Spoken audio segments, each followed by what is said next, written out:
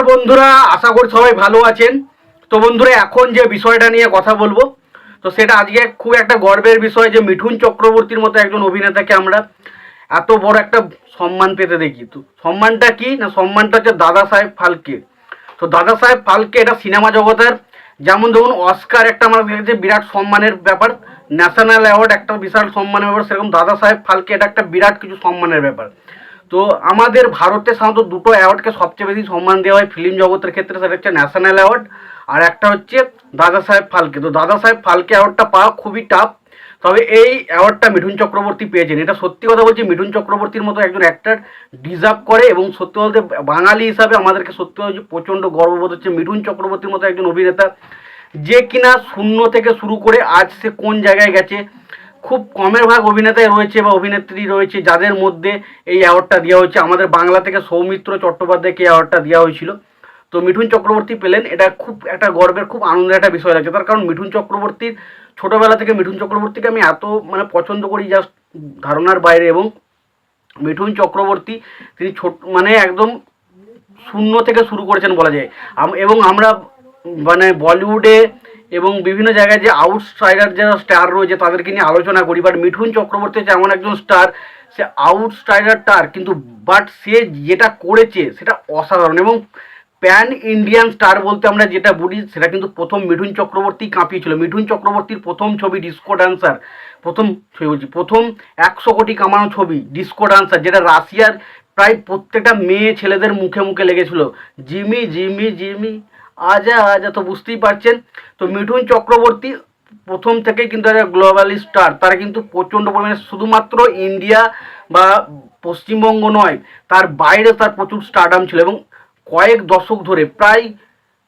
দশক ধরে কিন্তু এককভাবে রাজত্ব তিনি করে গেছেন। এবং তিনি এমন ছবি করেছেন, বি গ্রেড সি গ্রেড ছবি, সেই ছবিগুলো শুধুমাত্র মিঠুন চক্রবর্তীর স্টারডামের ওপর নির্ভর করে কিন্তু ছবিগুলো বক্স অফিসে দারুণ সফল হয়েছে।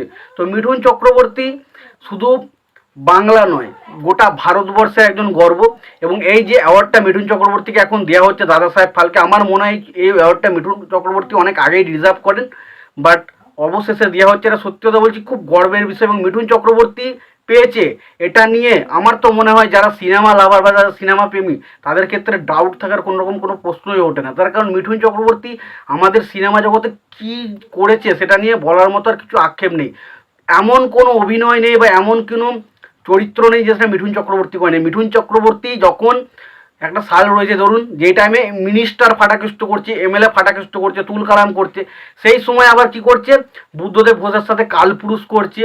এবং কি বলবো, আবার ঋতুপর্ণা ঘোষের সাথে তিতলির মতো ছবি করছে, আবার অনেক সময় তাহাদের মতো ছবি করছে। বুঝতে পারছেন, একসঙ্গে একটা অ্যাক্টার কমার্শিয়াল জায়গাটা তো দারুণভাবে ব্যালেন্স রেখেছে, এবং তার পাশাপাশি মেন যে অভিনেতার জায়গা সেই জায়গাটাকেও কিন্তু দারুণভাবে আর্ট ফিল্মগুলোতেও কিন্তু দারুণ অভিনয় করেছেন। তো একটা অ্যাক্টরের মধ্যে কতটা মানে অভিনয় সত্ত্বে কত কিছু ভালো থাকলে তবে এই জায়গাটা করতে হবে। এবং মিঠুন চক্রবর্তীর ডায়লগ ডেলিভারি মনে হয় বাংলাতে এখনো পর্যন্ত ডায়লগ ডেলিভারি হিসেবে সব থেকে সেরা যদি কোনো অভিনেতার নাম ওঠে সেটা মিঠুন চক্রবর্তী।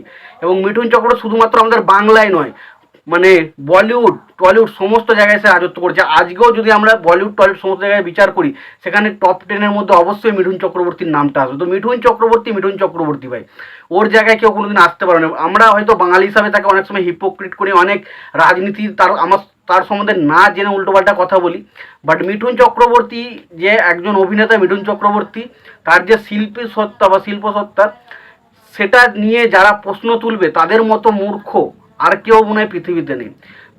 তো আজকে এই সম্মানটা দিয়ে দাদা সাহেব ফালকে সম্মানটা পেয়ে মিঠুন চক্রবর্তী দেখিয়ে দিল সে বাংলার গর্ব, তাকে নিয়ে গর্ব করা যায়। বাংলা আজকে মিঠুন চক্রবর্তী একজন বাঙালি, এটাই আমাদের কাছে সবচেয়ে বড় গর্বের বিষয়। সত্যি কথা বলতে এই অ্যাওয়ার্ডটা থেকেও আমার কাছে বড় হচ্ছে মিঠুন চক্রবর্তীর জন্য আমি সত্যি বলতে সব কিছু করতে পারি। তো মিঠুন চক্রবর্তী এমন একজন আমার কাছে অভিনেতা যে তাকে আমি ছোটোবেলা থেকে বিশাল পছন্দ করি। এবং মিঠুন চক্রবর্তীর জন্যেই হয়তো আমি আজকে সিনেমা এত পছন্দ করি বা এত ভালোবাসি। তো মিঠুন চক্রবর্তী শুধু আমার নয়, বিশেষ করে যারা গ্রাম মকরসলে থাকে তাদের বেশিরভাগ যারা গরিব মানুষজন রয়েছে না, তাদের ক্ষেত্রে একটা ভগবানের পরের স্থান যদি কোনো কাউকে দেয় সেটা হচ্ছে মিঠুন চক্রবর্তী। মিঠুন চক্রবর্তী তারা প্রচণ্ড ভালোবাসে। এটা আমি বলে বোঝাতে পারবো না, যদি আমরা কোনোদিন গ্রাম্য কৌশলকে মিঠুন চক্রবর্তীকে নিয়ে আলোচনা করেন বুঝতে পারবেন।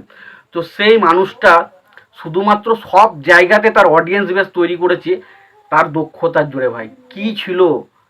এবং যে মানুষটা যখন মৃগয়া ছবিটা করেছিল, যখন তাকে ন্যাশনাল অ্যাওয়ার্ড দিচ্ছে, সে বলছে আমাকে অ্যাওয়ার্ড দিতে হবে না, আমাকে কিছু খাবার দাও। ধরেন বুঝতে পারছেন সেই মানুষটা কোন জায়গা থেকে আজকে মিঠুন চক্রবর্তী, এই যে মিঠুন চক্রবর্তী আমরা এক নামে চিনছি, গৌরাঙ্গ থেকে মিঠুন চক্রবর্তী, এই জার্নিটা কিন্তু অত সহজ ছিল না।